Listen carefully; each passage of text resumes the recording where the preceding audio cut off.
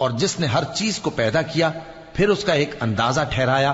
اور لوگوں نے اس کے سوا اور معبود بنا لیے ہیں جو کوئی چیز بھی پیدا نہیں کر سکتے اور خود پیدا کیے گئے ہیں، اور نہ اپنے لیے نقصان کا اور نہ نفع کا کچھ اختیار رکھتے ہیں، اور نہ مرنا ان کے اختیار میں ہے اور نہ جینا اور نہ مر کر اٹھ کھڑے ہونا۔ اور کافر کہتے ہیں کہ یہ قرآن من گھڑت باتیں ہیں جو اس مدعی رسالت نے بنا لی ہیں، اور کچھ دوسرے لوگوں نے اس میں اس کی مدد کی ہے۔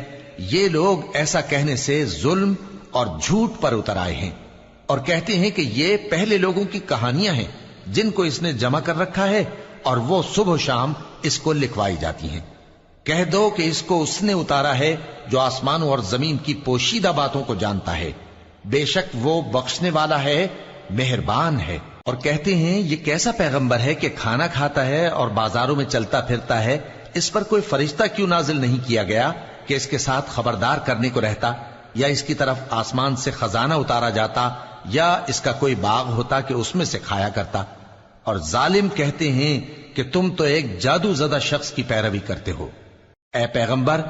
دیکھو تو یہ تمہارے بارے میں کس کس طرح کی باتیں کرتے ہیں، سو گمراہ ہو گئے اور رستہ نہیں پا سکتے۔ وہ اللہ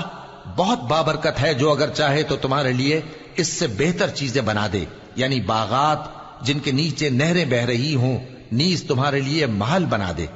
بلکہ یہ تو قیامت ہی کو جھٹلاتے ہیں،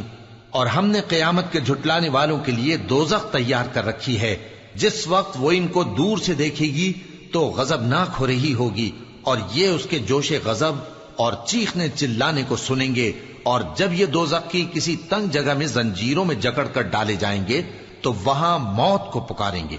آج ایک ہی موت کو نہ پکارو، اور بہت سی موتوں کو پکارو، پوچھو کہ یہ بہتر ہے یا ہمیشہ کی جنت جس کا پرہیزگاروں سے وعدہ ہے۔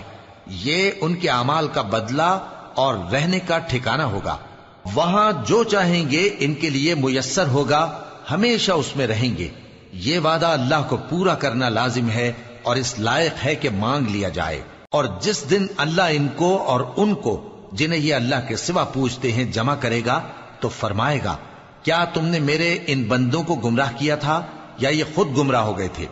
وہ کہیں گے تو پاک ہے، ہمیں یہ بات شایع نہ تھی کہ تیرے سوا اوروں کو دوست بناتے، لیکن تو نے ہی ان کو اور ان کے باپ دادا کو برتنے کو نعمتیں دی، یہاں تک کہ وہ تیری یاد کو بھول گئے، اور یہ ہلاک ہونے والے لوگ تھے۔ تو کافرو، انہوں نے تو تم کو تمہاری بات میں جھٹلا دیا، پس اب تم عذاب کو نہ پھیر سکتے ہو نہ کسی سے مدد لے سکتے ہو، اور جو شخص تم میں سے ظلم کرے گا ہم اس کو بڑے عذاب کا مزہ چکھائیں گے۔